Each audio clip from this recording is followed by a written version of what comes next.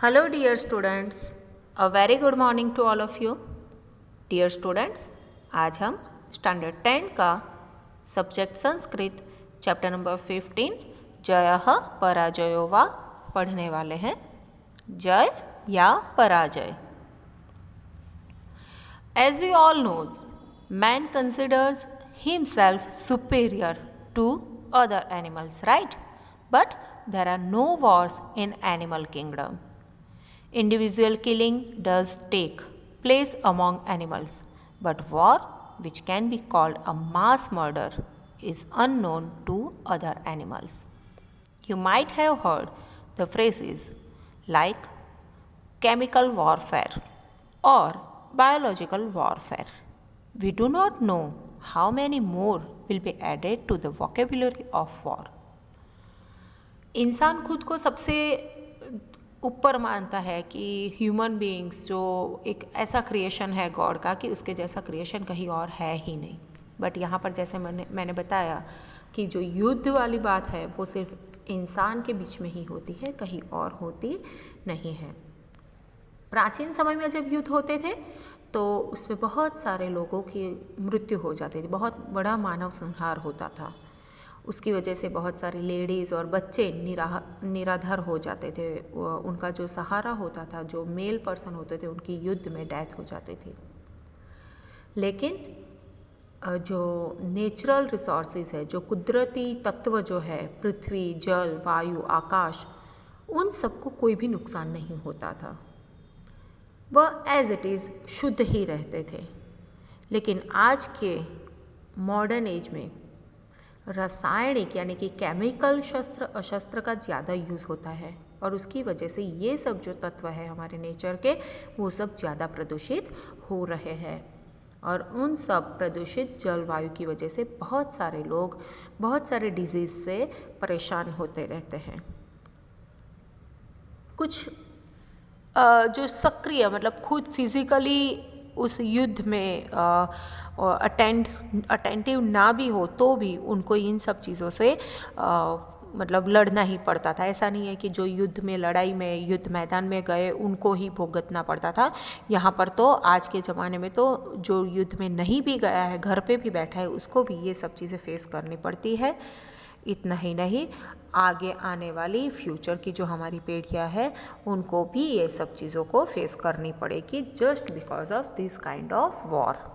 Okay, युद्ध का जो परिणाम होता है वो हमेशा भयानक ही होता है। हम सबको पता है कि युद्ध का रिज़ल्ट हमेशा बुरा ही आएगा, फिर भी हम उसको कंटिन्यू करते रहते हैं, है ना? सही है ना? ऐसे रासायनिक शस्त्र अशस्त्र की वजह से युद्ध बहुत ही अनिष्टकारक बन जाते हैं। उन सब चीज़ों का यहाँ पर वर्णन किया गया है। This lesson points out of difference between the ancient wars and modern war. In the days of Ramayana and Mahabharata, war was fought on the battlefield and that too during the day. Now the civil population is not spared. Night are more suitable for attacking the enemy country. The effects of war are felt long after the war is over. Even generations in future suffer. The old proverb, sins of the parents are visited on the children, has never been so true as it is in modern times. If man learns from the history, he will not make the same mistakes and history will not repeat itself. But हम लोग तो ये सब चीज़ें सोचते ही नहीं हैं। युद्ध के वजह से निर्दोष प्राणियों को जो भुगतना पड़ता है, उन सब कष्टों का, उन सब दुख का इस चैप्टर के अंदर बहुत अच्छे से वर्णन किया गया है। So let's go with the chapter. मैं आपको ट्रांसलेशन भी बताती जाऊंगी और एक्सप्लेनेशन भी करती जाऊंगी। आप लोग देखते रहना और अपनी नोटबुक में नोट डाउन करते रहना। तो हम चैप्टर का ट्रांसलेशन स्टार्ट करते हैं। डियर स्टूडेंट्स, यहाँ पर स्क्रीन पर मैंने आपको ट्रांसलेशन भी दिया है, तो आप चैप्टर का ट्रांसलेशन देखते जाओ और मैं आपको चैप्टर एक्सप्लेन करते जाती हूँ ताकि दोनों काम आपका साथ में होता रहे, explanation and translation. So first paragraph का ट्रांसलेशन देखते हैं। एकदा स्वर्गस्थितः अर्जुनः पृथ्वीं द्रष्टुकामः भूलोकम आगच्छत्। एक दिन स्वर्ग में रहने वाला अर्जुन पृथ्वी को देखने के लिए पृथ्वीलोक में यानी कि भूलोक में आता है। प्राप्त भूलोकः सह महानतम जय घोषम श्रुतवान। भूलोक में आने के बाद वह एक बहुत बड़ा जय घोष सुनता है। जय घोष यानी विक्ट्री वाला घोष, मतलब जो अपने आप को विनर घोषित करने वाली जो आवाज़ होती है उसको जय घोष कहते हैं। सह जय घोषकारकम जन समूहस्य समीपम गच्छति। वह जय घोष करने वाले जन समूह के पास जाता है। सद्यः वीरमिते विश्वयुद्धे लब्ध विजयाः जनाः विजयोत्सवम् अनुभावयन्तः आसन। अब तुरंत ही विश्व युद्ध में जो विराम हुआ, जो ब्रेक हुआ, इसलिए विजय प्राप्त किए हुए लोगों को लोग जो थे वो विजय का उत्सव मनाते थे। तान दृष्ट्वा अर्जुनो अपि पुरातनं महाभारत विजयं तदानीन्तनान् प्राप्त विजयान जनान च स्मरति। उनको देखकर अर्जुन ने भी प्राचीन महाभारत में जो विजय प्राप्त की थी और उस समय के विजयी बने हुए लोगों की उसको याद आने लगी। एतम अपरिचित पूर्वम समुपस्थितम अर्जुनम ते जनाः स्वकीय विजयोत्सवे योजितवन्तः। ये पहले नोन नहीं थे, ऐसे अर्जुन को उन लोगों ने अपने विजय के उत्सव में ज्वाइन करने के लिए, मतलब उसको भी ज्वाइन करवा लिया। वो लोग जानते नहीं थे अर्जुन की कि वो कौन है, फिर भी उन्होंने उनकी विजय उत्सव में शामिल कर दिया। अर्जुनो अपि जातहर्षः तेः सह संलग्नो अभवत्।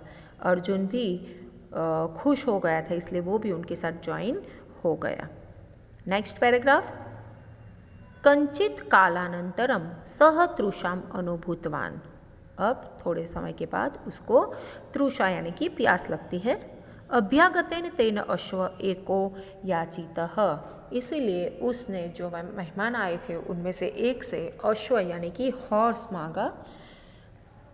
याचिता अश्वो असौ अश्वम आरुह्य जलम पातुम नगराद बहिः स्थितम एकम परिचित पूर्वम सरोवरम गतवान। अश्व मांग कर फिर वह अश्व पर बैठकर पानी पीने के लिए नगर की बाहर, या नगर यानी कि जो सिटी, जो गांव, विलेज जो था उसके बाहर एक फेमस सरोवर जो था, पॉन्ड था, वहाँ पर वो गया। तत्र यदा सः जलपानाय उद्यतो भवति तदा कस्यचित् पुरुषस्य ध्वनिं श्रुतवान। अब वहाँ पर जैसे ही वो पानी पीने के लिए जाता है, जैसे ही रेडी हो गए, उसी टाइम पर किसी पुरुष की आवाज़ उसको सुनाई दी। महाशय सगरम इदम जलम। अब ये जो आवाज़ सुना रही थी, उन्होंने क्या कहा कि महाशय ये पानी सगरम, ये पानी कैसा है, जहर वाला है।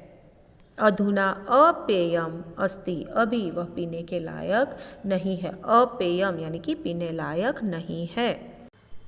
अर्जुनः साश्चर्यः तं दृष्टपूर्वं पुरुषं पृच्छति कथमिदं सगरं जलम्।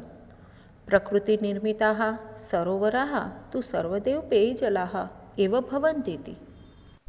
अब अर्जुन आश्चर्य के साथ उस इंसान को पूछता है जिसको उसने पहले कभी नहीं देखा है कि भाई ये पानी जहरीला कैसे है। प्रकृति ने जिस सरोवर को निर्माण किया है, जिस पॉन्ड को बनाया है, तो उसका पानी तो हमेशा पीने लायक होता है। सब ह्यूमन बीइंग्स या सब एनिमल्स के लिए वह पीने लायक होता ही है। स्वरेण युवकः कायेन वृद्धः इव कश्चित् भग्नदन्तः धवलकेशः सदण्डः एकः जनः अर्जुनस्य समीपम आगतवान। अब आवाज़ से, उसकी जो आवाज़ थी, तो वहाँ उस आवाज़ पर से तो वो एक यंग युवक दिखता था, पर बॉडी से कायेन वृद्ध यानी कि शरीर से वह वृद्ध था, बुढ़ा लगता था। और भग्नदंत यानी कि टूटे हुए दांत वाला था। धवलकेशः यानी कि सफ़ेद बाल वाला था। सदंडः डंडे के साथ, मतलब वो सपोर्ट के साथ कोई एक इंसान जो था वह अर्जुन के पास आया। अदृष्टपूर्वं तादृशं जनं दृष्ट्वा अर्जुनः आश्चर्यचकितः संजातः। अब उसको पहले कभी देखा नहीं था, ऐसे इंसान को देखकर अर्जुन आश्चर्यचकित हो गया। महाभारत कालिकान स्थूलकायान बलिष्ठान जनान स्मरन न कष्टम अपि अनुभूतवान। अब यहाँ पर उसकी ऐसी हालत देखकर अर्जुन को महाभारत काल के स्थूल और मोटे मोटे बॉडी वाले बलशाली लोगों को वो याद करता है और फिर उसको थोड़ा दुख भी अनुभव होता है। अस्य एतादृशीं स्थितिं दृष्ट्वा अर्जुनः साश्चर्यं पृष्टवान। उसकी ऐसी हालत देखकर अर्जुन उसको आश्चर्य के साथ पूछता है, को भवान, आप कौन हो? कस्मात् तव ईदृशी अवस्था जाता, आपकी ऐसी हालत कैसे हो गई है? स प्रति अवदत, उसने आंसर दिया। प्रति अवदत यानी कि उत्तर देना, उसने उत्तर दिया। अहम अस्य देशस्य एकः सैनिकः, मैं इस देश का एक सिपाही हूँ। सैनिक यानी कि सोल्जर हूँ। विगतेषु कतिपयेषु मासेषु बहुनां देशानां परस्परम युद्धम अभवत्। अब क्या कहता है कि भाई बहुत विगतेषु यानी कि बीते हुए, कतिपयेषु मासेषु कुछ महीनों के, मतलब कुछ महीनों में, जो कुछ महीने बीत गए उसके पहले की वो बात कहता है कि बीते हुए कुछ महीनों में बहुत सारे देशों का इंटरनल युद्ध हुआ था, वॉर हुआ था, परस्पर एक दूसरे के साथ युद्ध हुआ था। तत्र विविधानि शस्त्राणि प्रयुक्तानि, तब उस युद्ध में अलग अलग टाइप के वेपन्स यूज़ किए थे। तस्मात् कारणात् जलम स्थलम वायुः प्राणिनः इति एवं बहुविधम जगत विविध रूपेण प्रभावितम अस्ति। अब जब उस टाइम पर अलग अलग टाइप के सबने वेपन्स यूज़ किए थे, शस्त्र अस्त्र यूज़ किए थे, तो उसकी वजह से जल, स्थल, वायु और प्राणी नाम यानी कि सब लिविंग थिंग्स जो भी थे, ऐसे अनेक प्रकार के जगत के अंदर बहुत सारे टाइप्स जो है, उन सब टाइप्स में कुछ ना कुछ इफ़ेक्ट हुई थी, मतलब उनको कुछ ना कुछ उसकी असर हुई थी। किं ते कथयामि शस्त्र निर्गतेः प्रदूषितेः सर्वं वस्तु जातं प्रदूषितं विस्मयं च संजातम। अब क्या कहते हैं कि सबको असर हुई थी। अब वो कहता है कि किम ते कथयामी, मैं आपको क्या कहूँ, कैसे कहूँ, मतलब क्या कहूँ, मतलब क्या क्या नहीं हुआ था। इस तरह से वो कहना चाहता है कि शस्त्र और अशस्त्र में से जितने भी पॉल्यूशन जितना भी निकला था, उस पॉल्यूशन की वजह से ये सब चीज़ें जो है वो जहरीली और पॉल्यूटेड बन गई है। अस्य सरोवरस्य जलमपि एतस्मादेव कारणात् सगरम अस्ति। तो ये सब चीज़ें जब जहरीली हो गई है तो उसी वजह से ये सरोवर का पानी भी जहरीला हो गया है। अत्रत्यं जलम पीत्वा मदिया ऐसा स्थिति ही संजाता। अब क्या कहते हैं कि यहाँ का पानी पी कर मेरी भी हालत ऐसी हो गई है। मदीयः पुत्रः इदमेव जलं पीत्वा विगतदृष्टिः गभीरकूपे पतेतो मृतश्च। अब कहता है कि यहाँ का पानी पीकर मेरे बेटे की भी हालत है, मेरा बेटा भी जो था वो उसने अपनी आँख घुमा दी और वह इस डीप वेल में गिरकर मर गया। यहाँ पर है कि भाई विगत दृष्टि यानी कि दृष्टि घुमाकर, गभीर कूपे यानी कि डीप वेल में, पतितो यानी गिरकर, मृतश्च यानी मर गया। मदीया भार्या विषमयस्य वायोः प्रभावेन निरुद्ध श्वासा दिवं गता। अब उसकी वाइफ, मेरी पत्नी, जहरीली ये जो वायु थी उसके इफ़ेक्ट की वजह से उसका ब्रीथिंग में उसको प्रॉब्लम हो रही थी, श्वास उसका अटक रहा था, तो उसकी वजह से उसकी मृत्यु हो गई। प्रतिदिनं जलस्यास्य पानेन गत प्राणान् जीवान् पश्यन् भुक्तभोगः अहमत्र स्थित्वा पशु पक्षी मानवान अस्य जलपानात् वारयामी। तो अब वो कहता है कि रोज़ रोज़ ये पानी पीकर कितने सारे लोग अपनी जान गंवाते हैं, तो उनको देखता हूँ, तो उनको देखकर उन्होंने जो ये जो तकलीफ़ें जो भुगती है, तो वो सब यहाँ पर देखकर मैं यहाँ रहता हूँ और उन सब पशु पक्षी और इंसानों को पानी पीने से रोकता हूँ। अर्जुनः वृत्तान्तम् एतं श्रुत्वा पुरातनीयस्य महाभारता अभिधस्य युद्धस्य परिणामं स्मृतिपथम आनयति। अब अर्जुन ये जो उसकी बात सुनता है, ये वृत्तांत सुनता है, तो वो सुनकर उसको पुराने अपने समय का महाभारत नाम का जो युद्ध था उसके परिणाम को वह याद करता है। स विचारयति, वह सोचता है। यत् तदा बहुनाम जनानां संहारः संजातः, अब वो सोचता है कि उस वक्त पर बहुत सारे लोगों का संहार हुआ था, बहुत सारे लोग मर गए थे। तेन च परिवारेषु आपदानां परंपरा प्रवर्तता, और उनके परिवार को भी बहुत बड़ी आफत यानी कि बहुत बड़ी आपत्तियों में से गुजरना पड़ा था, उनको भी बहुत बड़ी, उनके ऊपर भी बहुत बड़ी आपत्ति आ गई थी। परंतु जल वायु भूमि आकाश आदयो महाभूतास्तथैव शुद्धाः आसन, ये सब हुआ था, परंतु ये जो जल वायु भूमि आकाश ये सब जो महाभूत है वह ऐसे ही एज इट इज़ क्लीन यानी कि शुद्ध ही थे। ते जीवानां कृते यथा पूर्वम उपयोगिनः एवासन, अब उन प्राणियों के लिए पहले की तरह ही वह यूज़फुल थे, मतलब वो उसमें लिविंग्स की, मतलब जो लिविंग थिंग्स जो भी थे उनका थोड़ा वो नुकसान हुआ था भाई, सबको कुछ ना कुछ प्रॉब्लम्स हुई थी, बट जो नेचुरल जो ये 5 महाभूत जो है उसमें से किसी भी चीज़ का कोई नुकसान नहीं हुआ था, सबके लिए यूज़फुल वो एज इट इज़ रहता था। सम्प्रति यदहं पश्यामि तत् अधिकं शोचनीयम अस्ति, उसको जब मैं अभी ये देखता हूँ तो वो बहुत ही शोचनीय रहता है। किमयम् अधुना प्रवर्तितः मानवस्य जयः अस्ति पराजयो वा, अब ये कहता है कि जब मैं ये देखता हूँ तो ज़्यादा मुझे ये सोचनीय लगता है कि अभी जो ये सिचुएशन हुई है तो उसकी वजह से मनुष्य का जय है या फिर पराजय है, मतलब उसकी हार है या उसकी जीत है, वह सोचने लायक है। एवं स शोकः अर्जुनः अपीत जलः एव गृहीत चिंतश्च पुनः स्वर्गम प्रति आवर्तत, अब ऐसे ही शोक के साथ अर्जुन पानी पिए बिना ही मन में इस चिंता को लेकर फिर से स्वर्ग में वापस चला गया। तो डियर स्टूडेंट्स, ये था हमारा ट्रांसलेशन और उसके साथ साथ मैंने एक्सप्लेनेशन भी दिया हुआ है। आप लोग चैप्टर को समझने की कोशिश करना, सिर्फ रट्टा मत मारना, और इसमें से हमें क्या मोरल मिलता है वो भी फाइंड आउट करना।